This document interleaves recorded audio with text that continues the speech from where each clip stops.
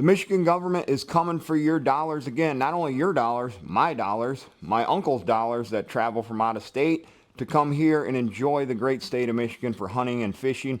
We're going to deep dive into that, you guys. But first, make sure you subscribe to the channel. It's 100% free. All it does is show your support to my channel.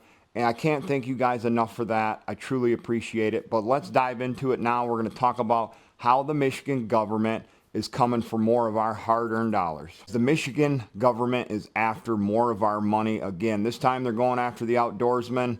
The Senate just approved an increase in hunting and fishing licenses. Now, I read the article from Fox 2 here, and I'm going to read it to you guys. If you're not aware of what just happened, what just got passed, I'm going to read it to you directly here from Fox 2. I'll give you my opinion on it. I want your guys' opinion on this as well. In the comments, let me know what you guys think. Again, I'm not trying to get political on the channel by any means. Just bringing awareness to things that are happening in case you guys aren't aware of it. Michigan Senate passed new fees for hunting and fishing licenses on Tuesday. It establishes a new complete license for residents and non-residents encompassing permits for various hunting and fishing options. It still must clear the Michigan House before it can get to the Governor Whitmer to actually sign it and sign it into law. Okay, so right here, the big picture view is the state senators on Tuesday approved hunting and fishing licenses hikes following a 23-13 vote in the Michigan legislature. So yeah, it was with flying colors for sure. So before we dive deeper into this, I'll just say it mentions here that the state has not increased its fees for hunting and fishing in more than a decade. So there's that, right? The proposed change would also charge a fee to use Michigan-owned shooting ranges, allow for bobcat kill tags, and establish resident and non-resident license fees. Discounts on licenses sought by youths and senior citizens will still remain. So the younger and older generations, you're still going to get your discount. So a little deeper dive here. In addition to hunter and fishing specific licenses, there are now complete licenses, which include a base license, 2 deer licenses, which would be 2 buck tags, a combo tag. Okay, so you're gonna get a base license, a combo tag, 1 antlerless deer license, an all species license, a spring and fall wild turkey hunting license, a waterfowl hunting license, and a pheasant hunting license and fur harvester license. It's a lot of tags. Residents would pay $150 for that particular package, and non-residents would pay $450. Now, if you don't want to do all that, you don't have to buy, the package deal. But it does give you a lot of tags. We're going to break down the prices here in a minute to see if it's worthwhile. So those not interested in paying for the package, we're going to break it down right here as far as tag by tag, what the increase is going to be for you, me, everybody else looking to hunt and fish in the state of Michigan moving forward if this passes. So your non-resident base license, the base license you have to purchase other tags, which is also a small game tag, is going to go up $50 from $150 to $200. Resident deer tag is going to go from $20 to $25. Non-resident deer tags are going to go up from $20 to $150. Now remember, in the beginning I had said the non-residents are the ones that are really going to take a hit here. The state's really going after the non-resident outdoorsmen coming to our state. Non-resident deer combo, so a combination tag, 2 buck tags or a buck and a doe tag or however you want to use it. For non-resident, it was $170. It's going up to $225. Your bear tags are going to go up $15. For your residents, they're going to go up $30 for non-residents. Elk is only going to go up $25, which that's like winning the lottery if you get that anyway. So that's worth, the increase because only so many people get those. Fur harvester is only going up $3. Turkey tags are going to go up $3. Waterfowl is going to go up $5. Pheasant tag is going to stay the same. Yep, $25.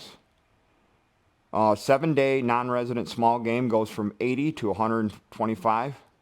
3-day non-resident small game goes from $50 to $80. Your fishing licenses, so for the residents, we're already paying $25 for all species. That's going to bump it up to $30. And non-resident all species is going to go from $75 to $90.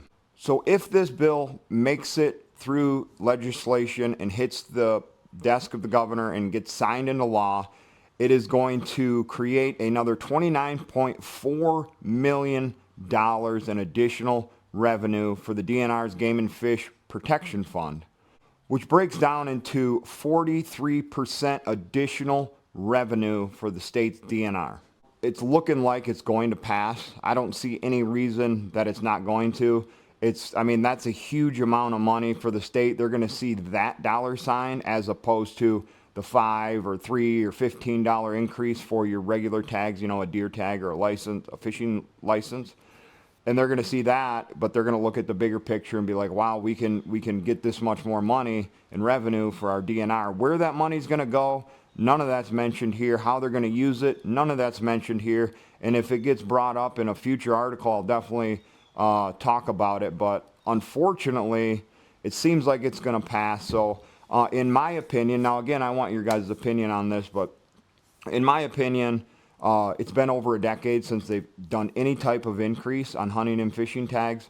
I'm not totally against it as long as I can get as long as there's some clarity on where this extra money is going to go. DNR did a really good job, almost too good of a job with the Saginaw Bay walleye fishery. So good that they had to actually increase the limits and decrease the size limit so people keep more fish because it's become overpopulated, overrun with walleye. Great for local economies, but not necessarily great for the overall fishery because the walleye are completely taking over the Saginaw Bay. But as far as my opinion goes, I'm all for it. It's not a huge dent in my pocket. I do feel bad for the non-residents that come up annually every year to hunt, fish, things like that. They're really going to take the hit themselves.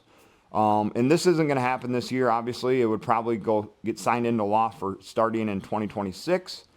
But keep that in mind. And again, I want to know your guys' opinion. I know I said I was going to be uploading some musky videos. Actually, I went out and caught a couple. I went jigging the river for them. Look at this. This thing, I think the harness on the inside is broken, but this is a Bondi bait. Okay, you use this. This is a vertical jigging presentation. Now, I've always been a casting guy for musky. I'm starting to incorporate a little more jigging. I'm trying to utilize the bodies of water that were provided and take different opportunities as far as targeting these species, whether it's walleye, perch, musky, you know, that type of thing. And vertical jigging is a presentation that's new to me. I tried it a couple times last year with no success, but I'm learning more, and I was successful. Last Monday, caught 2, drop a couple pictures. I'm going to drop the upload here really soon. I've just been working my ass off at my normal job, and haven't really had a chance to sit down and do any editing. So, but yeah, I think, son of a bitch, it got me. There's a harness in here, and I feel like it's broken. It almost feels like a loose tooth, but as you can see, it was downright chewed, man. And I got to tell you, vertical jigging for musky, brand new to me, but what an incredible experience. To be able to hook and land 2 of them was really cool. Looking forward to doing more of that. Looking forward to getting back out for more perch, walleye, trolling, and jigging. I'm getting the boat rigged out, as you can see. I think you can probably see it in the video here. Getting some rails mounted on my boat, kind of a custom deal I've been working on. This has been work in progress for a couple months now, but we're getting closer. Every day I put a little bit of time into it to try to finalize it all and get back on the water. So again, thank you guys for watching. If you haven't yet, subscribe to the channel. I totally appreciate it, you guys. And stay tuned. More videos coming. And again, let me know your guys' opinion on the state trying to get more of our dollars and our non-residents diving deep into their pockets. Wow. But that's unfortunate for them, but I think it's coming, so just prepare yourselves for that. Thanks again for watching, you guys. We'll see you on the next one.